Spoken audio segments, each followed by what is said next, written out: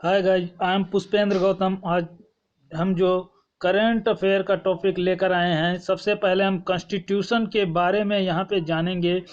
तो देरी न करते हुए इसके जो है हम पहले क्वेश्चन पर चलते हैं कि हाल ही में केरल के एक पत्रकार से संबंधित मामले की सुनवाई करते हुए मुख्य न्यायाधीश जो थे एस ए बोबडे ने कहा है कि हम अनुच्छेद 32 के तहत दायर याचिकाओं को हतोत्साहित करने का प्रयास कर रहे हैं। क्या कर रहे हैं? इनको एक प्रकार से हतोत्साहित करने का क्या कर रहे हैं? प्रयास कर रहे हैं। जो अनुच्छेद 32 में जो हमको मूल अधिकार दिया गया है भारतीय संविधान में, तो इसके प्रमुख बिंदुओं की अगर जो बात करें कि मुख्य न्यायाधीश एस ए बोबडे ने कहा है कि सर्वोच्च न्यायालय में अनुच्छेद 32 के तहत दायर जितनी याचिकाओं की क्या है, भरमार है। लोग अपने मौलिक अधिकारों की हनन की स्थिति में संबंधित उच्च न्यायालय के पास जाने के बजाय सीधे सर्वोच्च न्यायालय के समक्ष क्या कर देते हैं, याचिका दायर कर रहे हैं। जबकि संविधान के अनुच्छेद 226 आपसे इंपॉर्टेंट है दोस्तों, ये 226 इंपॉर्टेंट है। किससे इंपॉर्टेंट है? उच्च न्यायालयों से रिलेटेड है, में भी ऐसी रिट जारी करने की क्या कर रहा है, अधिकार प्रदान करता है। मतलब सर्वोच्च न्यायालय ही नहीं, उच्च न्यायालय में भी हम ऐसी रिटों को जारी कर सकते हैं। किसके अनुच्छेद के अंतर? आर्टिकल 226 के तहत जो हम उच्च न्यायालय में भी ऐसी रिटों को जारी कर सकते हैं। अनुच्छेद 32 जो कहता है कि अनुच्छेद 32 संवैधानिक उपचारों का एक मौलिक अधिकार है। एक प्रकार से अनुच्छेद 32 जो है वो संवैधानिक उपचारों का एक मौलिक अधिकार है, जो भारत के प्रत्येक नागरिक को संविधान द्वारा मान्यता प्राप्त अन्य मौलिक अधिकारों को लागू करने के लिए सर्वोच्च न्यायालय के समक्ष जो है याचिका दायर करने का क्या देता है, अधिकार देता है। हम कह सकते हैं कि संवैधानिक उपचारों का अधिकार स्वयं कोई अधिकार ना होकर के मौलिक अधिकार का रक्षोपाय है। मतलब जो कह सकते हैं एक प्रकार से हमारा जो अनुच्छेद 32 है वो कोई एक स्वयं अधिकार ना हो करके हमारा क्या है, मौलिक अधिकार है। मौलिक अधिकार है, उसका जो एक प्रकार से इस प्रकार से दुरुपयोग किया जा रहा है। ये मतलब एक प्रकार से कहें कि उच्च न्यायालय में मामला डालने के बजाय सीधे हाई को मतलब सर्वोच्च न्यायालय में जो है लोग मामले को ले जा रहे हैं। इस पर जो है ये आर्टिकल आया है। तो सॉरी, एक मिनट रुक जाइए।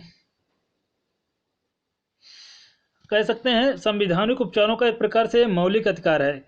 अनुच्छेद 32 जो है क्या है, संवैधानिक उपचारों का अधिकार से रिलेटेड है। यह मौलिक अधिकार है जो भारत के प्रत्येक नागरिक को, ठीक है, संविधान द्वारा मान्यता प्राप्त अन्य मौलिक अधिकारों को लागू करने तथा सर्वोच्च न्यायालय के समक्ष याचिका दायर करने का क्या अधिकार भी देता है। हम कह सकते हैं कि संवैधानिक उपचारों का अधिकार स्वयं में कोई मौलिक अधिकार ना होकर के ना ही कोई मौलिक अन्य रक्षोपाय है। हमें इसके अंतर्गत ये भी कह सकते हैं कि कोई भी मौलिक अधिकारों का हनन की स्थिति में न्यायालय में क्या कर सकता है, शरण ले सकता है, न्यायालय की शरण ले सकता है। इसीलिए डॉक्टर अंबेडकर ने अनुच्छेद 32 को सबसे महत्वपूर्ण अनुच्छेद बताते हुए कहा था कि हमें बिना संविधान मतलब इसके बिना संविधान, हमें बिना नहीं, सॉरी, इसके बिना जो संविधान है वो अर्थहीन है। ये किसने कहा था? डॉक्टर अंबेडकर ने कहा था। ये आपसे एग्जाम में क्वेश्चन पूछा जा सकता है, जैसे पीसीएस वगैरह में क्वेश्चन आ सकता है। तो यह संविधान की आत्मा और हृदय है। एक प्रकार से ये संविधान की आत्मा और हृदय है। इसको इसलिए बोला गया संविधान की आत्मा और हृदय है क्योंकि ये मौलिक अधिकारों के हनन को क्या करता है, रोकता है, हनन को बचाता है। एक प्रकार से रक्षोपाय है, रक्षा करने के लिए किया जाता है। इसलिए जो है इसका जो है नागरिक यूज करके अपने अधिकारों की रक्षा कर सकते हैं। सर्वोच्च न्यायालय के पास किसी भी मौलिक अधिकार के परिवर्तन के लिए निर्देश या रिट जारी करने का अधिकार है। सर्वोच्च न्यायालय के पास क्या है, किसी भी मौलिक अधिकार के अगर जो कोई प्रवर्तन के लिए निर्देश या आदेश रिट जारी करने का उसमें अधिकार है।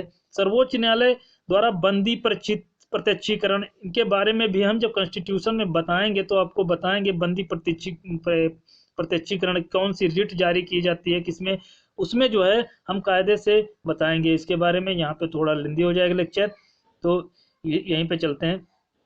उसके बाद मैंडेमेस है, प्रतिषेध है, प्रोहिबिशन है, और रिट उत्प्रेषण है, सर्टिडियो है, और अधिकार परीक्षा है कि वारंटों की रिट, मतलब इन सभी के तहत रिट जो है जारी की जाती है। इनके रिटों के बारे में बताएंगे कि कौन सी रिट किसके बाद जारी की जाती है, कौन सी रिट में क्या योगदान होना चाहिए, तब वो रिट जारी की जाएगी। इसके बारे में हम जो है कॉन्स्टिट्यूशन के लेक्चर में डिस्कस करेंगे। तो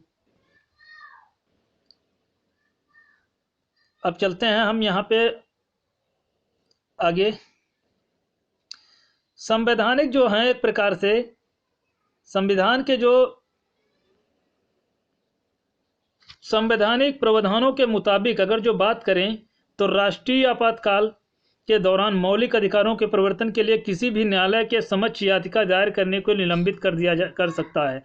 मतलब अगर जो राष्ट्रपति शासन वगैरह वगैरह लगा है, आपातकाल वगैरह किया लगाया गया है, तो उसके द्वारा हमारे मौलिक अधिकारों को रोका जा सकता है, हनन किया जा सकता है उनका। मतलब मौलिक अधिकारों को रोकने की प्रावधान है।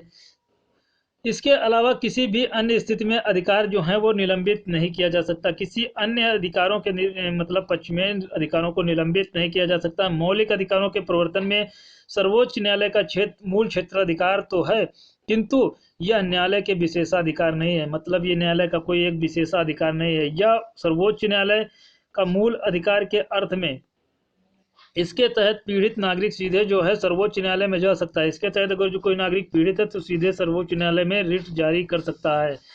यह यह जो है सर्वोच्च न्यायालय के मूल क्षेत्रीय अधिकार का अर्थ में है, और किसी भी सर्वोच्च न्यायालय में जा सकता है। हालांकि जो है सर्वोच्च न्यायालय का विशेषाधिकार नहीं है। संविधान के अनुच्छेद 226 के तहत उच्च न्यायालयों में भी मौलिक अधिकार के प्रवर्तन के लिए रिट जारी करने का अधिकार दिया गया है। मतलब 226 के आर्टिकल कॉन्स्टिट्यूशन के आर्टिकल 226 में भी ऐसा, उच्च न्यायालय में भी ऐसी रिटों को हम जारी कर सकते हैं, अपने अधिकारों को मतलब रक्षा की कर सकते हैं। ये क्यों आया, इसके बारे में हम थोड़ा देख लेते हैं। सर्वोच्च न्यायालय ने अपने निर्णयों में कहा है कि अनुच्छेद 226 के तहत जो है न्यायालय के माध्यम से राहत प्रदान की जा सकती है। वहां पीड़ित के पक्ष में सर्वप्रथम क्या किया जा सकता है, उच्च न्यायालय के समक्ष की जानी चाहिए। पीड़ित के उच्च न्यायालय में, मतलब पहले जो है वो उच्च न्यायालय में दायर करे, अगर जो वहां से खारिज हो जाती तो उसको सर्वोच्च न्यायालय में डालना चाहिए। ऐसा जो है सुप्रीम कोर्ट ने बोला है। वर्ष 1997 में चंद्र कुमार बनाम भारत संघवाद सर्वोच्च न्यायालय ने अपने निर्णय में कहा था कि रिट जारी करने का को लेकर उच्च न्यायालय और सर्वोच्च न्यायालय दोनों के अधिकार क्षेत्र मूल ढांचे का एक हिस्सा है। मतलब ये दोनों के क्या है, एक प्रकार से मूल ढांचे का हिस्सा है। इस अवस्था के विरुद्ध इस व्यवस्था के विरुद्ध तर्क, अतीत में ऐसा कई बार देखा गया है कि जब सर्वोच्च न्यायालय और उच्च न्यायालय के मामले अपने पास स्थानांतरित कर दिया है। मतलब ऐसा कई बार देखा भी गया है कि उच्च न्यायालय के में कोई मामला निलंब चल रहा होता है तो सर्वोच्च न्यायालय उसको अपने पास स्थानांतरित कर लेता है। मतलब वो उसके अधिकार क्षेत्र का एक प्रकार से कहता है कि ये मामला जो है हमारे पास भेजिए, एक प्रकार से कोई ऐसा होता है।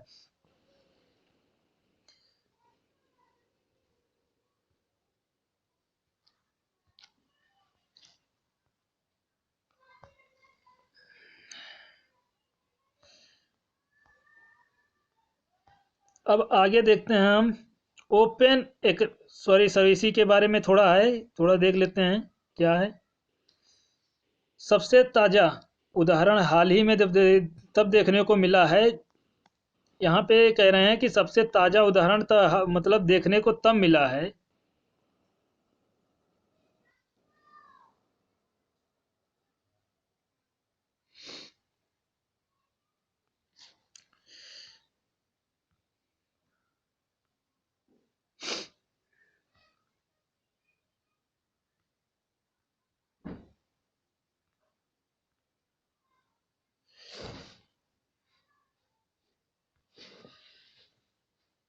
इसका जो एक प्रकार से ताज़ा उदाहरण हाल ही में देखने को मिला जब सर्वोच्च न्यायालय ने राष्ट्रीय राजधानी क्षेत्र सेंट्रल विस्टा प्रोजेक्ट हेतु भूमि उपयोग से जुड़े मामले के दिल्ली उच्च न्यायालय को स्वयं स्थानांतरित कर दिया,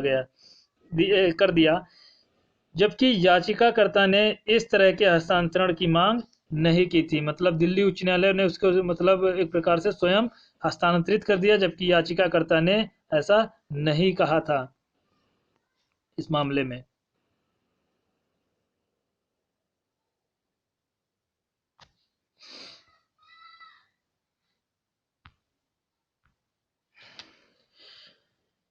हाल ही में ताज़ा उदाहरण तब देखने को मिला जब सर्वोच्च न्यायालय ने राष्ट्रीय राजधानी के सेंट्रल विस्टा प्रोजेक्ट हेतु भूमि उपयोग से जुड़े मामले को दिल्ली उच्च न्यायालय ने स्वयं को स्थानांतरित कर दिया, जबकि याचिकाकर्ता ने दिल्ली उच्च न्यायालय ने जो है स्वयं इसको स्थानांतरित कर दिया सुप्रीम कोर्ट के पास, जबकि याचिकाकर्ता ने इस तरह का हस्तांतरण की मांग नहीं की थी। जब मामले के इस तरह के हस्तांतरण किया जाता है तो याचिकाकर्ता के अपील के एक माध्यम अपना क्या कर देते हैं, खो देते हैं, जो कि मामले के स्थानांतरण न किए जाने की स्थिति में उपलब्ध होता है।